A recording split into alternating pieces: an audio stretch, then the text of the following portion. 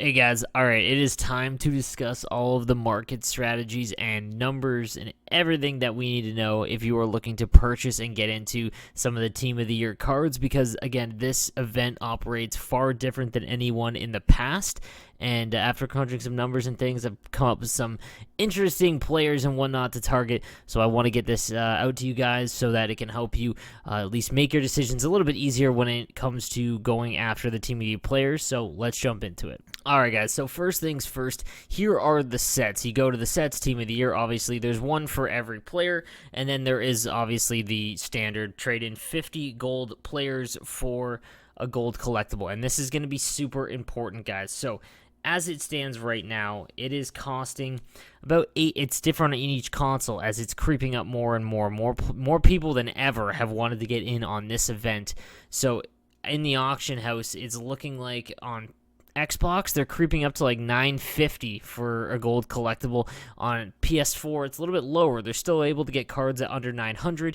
And as the event goes on, I think it's going to change, especially because it's Friday and there's just a mass amount of gold cards on the market. It's kind of crazy. So if you are looking to make gold collectibles, it is still the most effective and cheapest way, you bang for your buck, to buy the gold cards on the auction house. Other than buying them, because if you go to buy them right now, it's like $65K, totally not worth it. So first tip, guys, make sure you are making the gold collectibles. They are untradeable, which is fine because you're going to use them for a set, and purchasing them, as long as they're under a K, like 1,000 coins, you're saving yourself a lot of money. So all of these numbers are going to be averaged out based on if you pay 50,000 per gold collectible. So just keep that in mind. The next thing I want to discuss. So I think the Connor McDavid, the Kucherov, and the Carlson, I think are all guaranteed 99s by the end of the year. That's, pretty basic. I mean, Carlson looks to be a lock for the Norris, so he is going to take a long time to get into, and we're going to get into him in a little bit. But the Kucherov and McDavid and the Ovechkin, I mean, Ovi might require a prime time or two. I don't know how the end of the year is going to work now that Team of the Year is out in January, because at least Connor McDavid and Kucherov, are 100% getting 99. So these two, let's say these two alone, it does not matter about making untradables. You do not need to go out and buy the card that's tradable because you're never going to get rid of them. This is the card. It is going to go up. If there's another master set later in the year, it will match that master set. These cards are going to be on your team for the entire season. I think Ovechkin will as well, and I'm pretty sure John Carlson will. That's pretty safe to say, as I think he's going to win the Norris. That being said, Brent Burns, I'm a Sharks fan. Totally mediocre season. It is going to take Team of the Weeks and prime times for him to increase. So right now, I believe his highest is a 90. Well, it'd be 92 is in form. So his highest in form is 92, which means that his next in form is going to bring him up, to a 94. So again, just keep that in mind, as at launch he is a 94 already. So the next Team of the Week or prime time update that comes out for him, it won't upgrade him. He's going to stay in 94, and I don't think he's going to win any awards. That being said, if you are really into slower defensemen and the bigger body guys, Burns is the guy for you. Right defense is really weak at the top end. Right defense this season compared to left defense, as far as the cards that were released, much weaker. So again, just keep that in mind. I don't think Burns making the untradeable Burns here, I don't know if that's the play, but we'll get into it as far as how much it's going to cost you and everything like that. So let's start with the Alex Ovechkin, as I was able to get two of them. I think Alexander Ovechkin, the card itself is amazing. But if we're talking sheer numbers, so it is going to cost you 14 gold collectibles and then one of these nominee players to make an Alexander Ovechkin, okay? So it's going to cost you, if every gold collectible is 50K, because you can easily make them for 50K, it's just going to take you some time. It'll cost you 700,000 coins just for the gold collectibles. That means, okay, if you are, if you go and look at all these cards, we'll take Alexander Barkov, for example, anything under 300K means that, like 284 right here, 279, 280, it means you're going to get them for under 1 million coins. All right, so when you go and look at the auction house before buying Ovechkin outright, be sure that you're looking that you're actually, not overspending, because you could easily make them for cheaper. Especially if you have untradeable gold collectibles from prior events, okay? So that's the second tip. make sure that you're looking at the the cost for these players in regards to gold collectibles, and you're probably going to get gold collectibles for cheaper than 50K. I'm just making that as an average. It's a high average. They won't ever go over 1,000. And then these cards like Teuvo Teravainen, same thing. If you go and look at his card, he's going to hover around 300K. And anytime that they drop even lower, right, like 200, 275, right, you know that, you just add that on top of 700K and you're in the money. So you can get Ovechkin right now for under $1 million, which I think is a good value. Which is, I think that's a fine value there. Moving on to the Connor McDavid. This is a card that I think you should blow your bank on because you are guaranteed. First of all, Connor McDavid cards play amazing. All of them. They play faster than the 99 stats indicate. He's got decent synergies, and he's going to be a 99 100%. It's going to cost you 15 gold collectibles though, so that's 750K. And then the actual players are going to cost a little bit more, obviously, because it is Connor McDavid. So you have to put that into context, right? So 750K, and then O'Reilly's going for over 320, right? So you're looking at like 1.1 million, which isn't terrible. Here's the thing you need to keep in mind, guys. You can't get nominees anymore. I want to put this video out now because if you are going to make one of these cards, you need to do it sooner rather than later.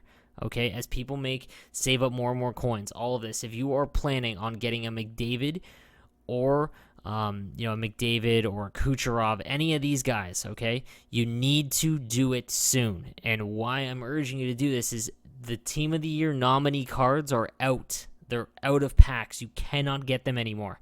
So people are going to buy and sell, and it's really the only feasible way to get them. Now, just keep that in mind. I do need to mention, though, as you go down to these sets, you can trade in the Duo Master Set Connor McDavid for 13 gold collectibles and the 92. So, again, that's obviously a very good deal. This card is going for a little bit more though, so just make sure. So 13, gold collectibles is about 650K.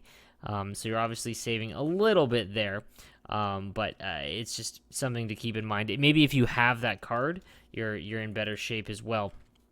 Is because you don't have to spend that. So it's about 650K plus the cost of the card. And if we go look at the cost of the card real quick, he is sitting at about 500. So again, not really worth it. You're looking at about 1.1 million. These are all things you need to keep in mind if you were going to make them. Even if you have all the gold collectibles needed, before you go and buy that other player, I would go and check.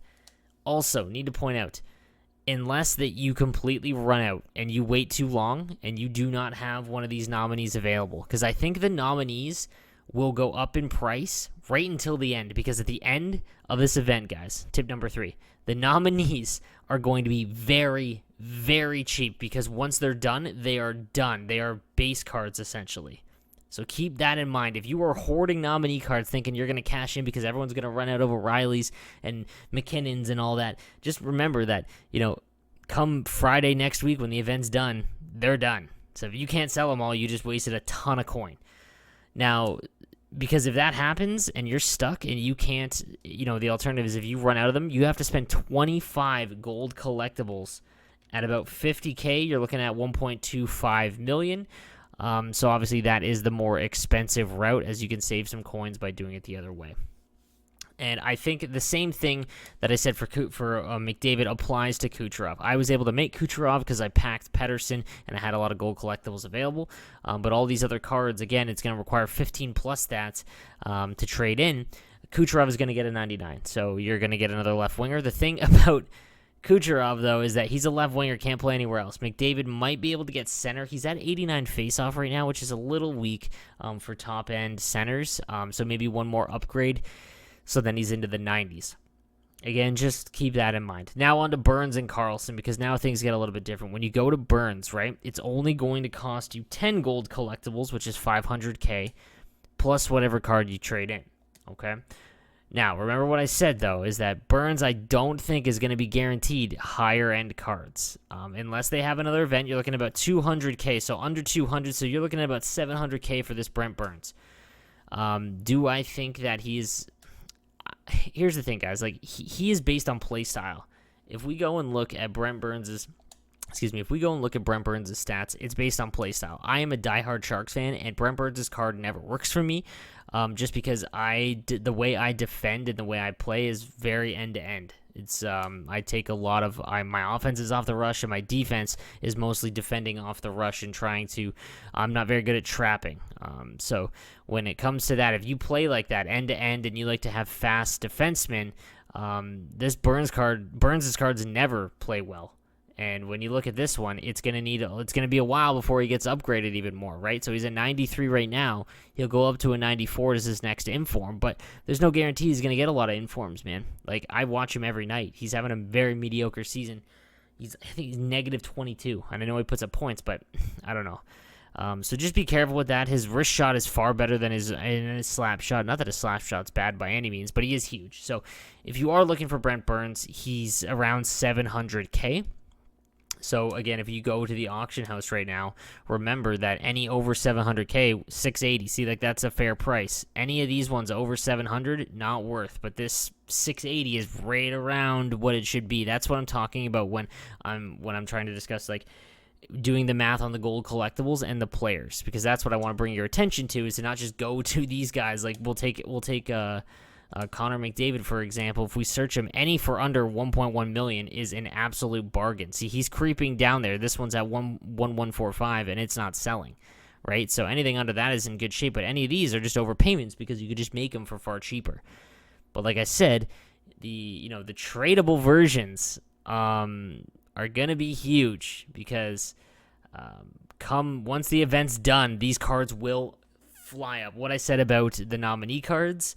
It is the exact opposite for the winners. So at the end of the event, right? At the end of the event's done, the nominee cards are going to be worthless. They're going to be worth, like, essentially, they're going to be worth base card values. So you can trade them in, essentially.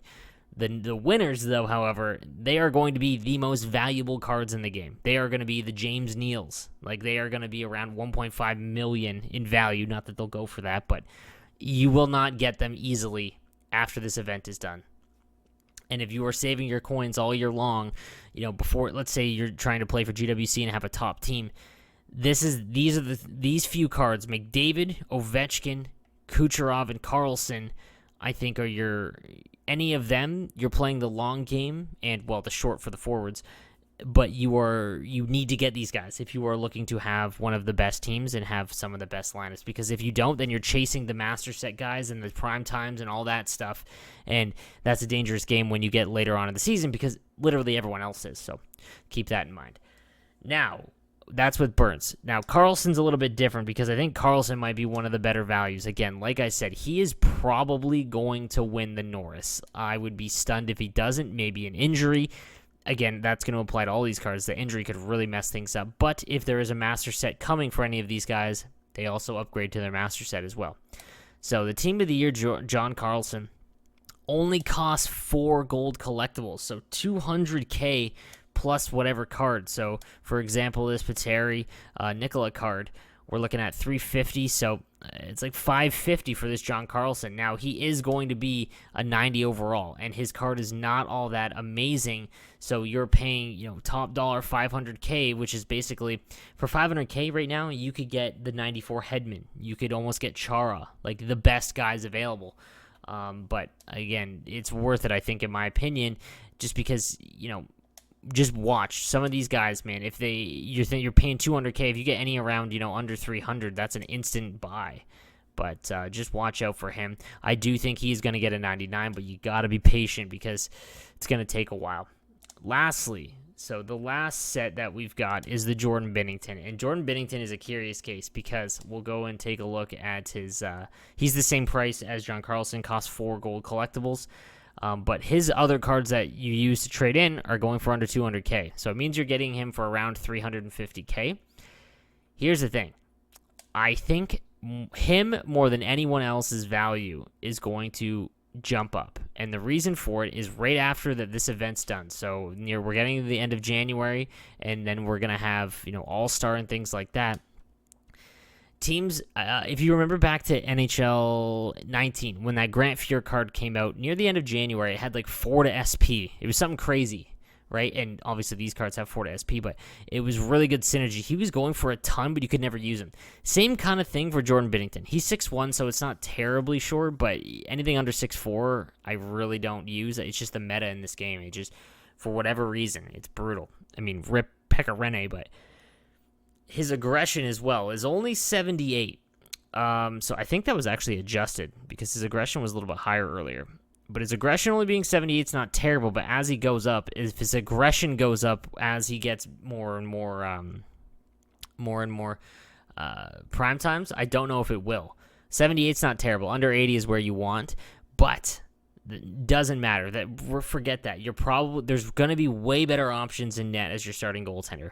4 to FB, 4 to SP, and 4 to WC makes him literally the most valuable backup goaltender probably in the history of backup goaltenders in this game. He is worth $350K on backup for synergies alone. So if you are, I said this in my video when I announced the winners, if you are someone who is trying to make, the ultimate team for GWC, you're competing, you're looking to try and get super serious, Jordan Bennington is not very expensive to make, okay?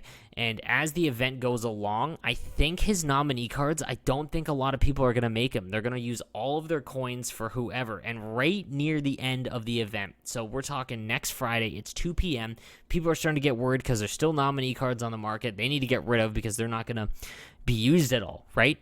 Jordan Bennington would be a solid snag, as would John Carlson, because again, you're only spending 4 gold collectibles, and those cards that needed to upgrade him, if people have them, and they're already not going for a lot, something to consider, guys. So I wouldn't ever use Jordan Bennington as my starter, but he is the best backup in the game, probably for the rest of NHL 20. So again, just keep that in mind as you're looking through the market. I hope this helps out, guys. Now, like I said, we're just going to recap real quick. Do not ever buy gold collectibles. Never buy them. They go for $60K roughly. Do not. It is dumb. It makes no sense as to why you would go and buy them. If any of my viewers go and buy them, I will be extremely upset. As we go and look here, let's just do a quick look-see as to what they cost. If there's any under even, let's do 55 or 50K. Yeah, there's none. Let's do 55K. All right. Again, well, we're getting a little bit more expensive. There's none. Like, you are spending so much coins, all because you want to know the reason why that these are still going, like people are still buying these. It's because of this. They don't want to go to gold. I'm on PS4, by the way, guys. So if prices, kind of go to 900. Bam. This right here, you buy 50 of these, 45K. It's just math, guys. What I do when I'm buying mass gold, because everyone else is, what I do is I just hit R1 once, go to the second page, buy one. That's all you've got to do. It takes forever because you need 50, but also make sure you're hammering squad battles this week. Make sure you're doing all of your rivals to get diamond, hut champs. Even if you're crap at the game, play all your hut champs games. Get as many packs as you possibly can, because once this event's done, everything changes. It goes back to normal, and you're really going to regret not having some of these cards, guys. They only did a few fantasy guys, and look how many people regretted not getting a James Neal, not getting a Brady Kachuk. They're going to work the same. So they're easily obtainable. It's going to be about $1 million in coins, but with packs and coins and things that you've done that you could do, saving up your gold players, it's much cheaper than it looks. So, guys, again, this is a long video, but I just want to break it all down for you. And if you have any questions, make sure my Discord link is down below, guys. I just wanted to kind of refresh you guys. My Discord link is down below. If you have any hut questions, that's the fastest way to get a hold of me. You can message me on Twitter and whatnot too, but sometimes my DMs, I don't check them until the end of the night. Discord, usually someone's in there that can help you if you have any any hut questions. It's just in the description, guys. So thank you for watching. I'm NoSleep12. Please subscribe if you haven't already. I release daily NHL content, and I'll see you guys next time.